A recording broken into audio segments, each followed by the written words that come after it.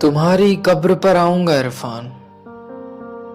तुम्हारी कब्र पे आने का वादा है मेरा, पर मैं तब आऊंगा जब फातिहा पढ़ चुका होगा। लोगों की भीड़ तुम्हारे और मेरे बीच से हट चुकी होगी, और कुछ रहेगा तो एक सच से भी ज्यादा सच्चा सन्नाटा जो तुम्हारे और हमारे दरमियान होगा। मैं पूछूंगा कि तुम जो भी थे इतने शानदार कैसे थे। मैं तुमसे पूछूंगा कि एक आसमान के दो किनारों पर बैठे हम और तुम एक वक्त तुमसे इतने कैसे जुड़े कि तुम्हारी सांसें कम हुई तो मेरा सीना भी गुथने लगा। तुम आखिर इतने खास कब हो गए? फिल्में मैंने 1000 देखी हैं, अदाकार भी लाखों होंगे, पर सच पूछो तो उनमें से बहुतों की मौत का इतना दुख नहीं होगा जितना तुम्हारे चले जाने का।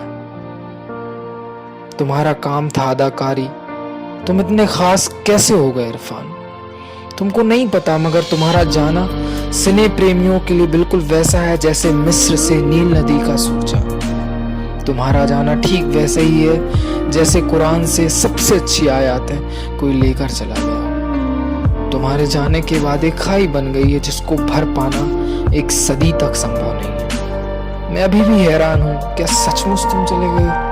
अगर हाँ तो फिर ऐसा क्यों लग रहा है कि अभी कल के अखबार में तुम्हारे जाने की खबर को अफवाह कह दिया जाएगा? तुम क्या जवाब दोगे इन सवालों का? तुम बस मुस्कुरा के रह जाना। तुम तो कहते थे कि नींद माशूका की तरह होती है, वक्त ना देने पर बुरा मान जाती है। उसे इतना भी वक्त क्या चाहिए कि तुम हमेशा के लिए सुला के चली गई? तुमने अभी हाल ही में तो कहा था कि किस्मत की एक खास बात है कि वो पलटती जरूर है। कम से कम अपनी बात सच साबित करके तो जाते। खैर, तुम्हारे जाने के बाद एक अंतहीन अंधेरा छा जाने वाला है जिसके हम सब आदी हो जाएंगे। आज तुम्हारी कब्र आंसुओं से गीली होगी। तुम्हारे लिए पूरी दुनिया ने आंसू बहाए हैं। आज तुम फिर से एक सेलिब्रिटी हो, पर कल को ये वक्त काई की तरह तुम्हारे कब्र पर एक परत बनकर चढ़ने लगेगा। फिर से तुम सेलिब्रिटी से एक्टर बन जाओगे। मैं तुम्हारी कब्र पे तब आऊंगा इरफान, तुम्हें यह बताने कि कभी कभी याद ना आने का मतलब भूलना नहीं होता। फिलहाल तुम सफर पे हो, किस ओर जाओगे ये मुझे नहीं पता, पर तुम्हें पाकर हर जगह जन्नत हो जाएगी। अपना ख्याल रखना इरफान। अलविदा इरफान।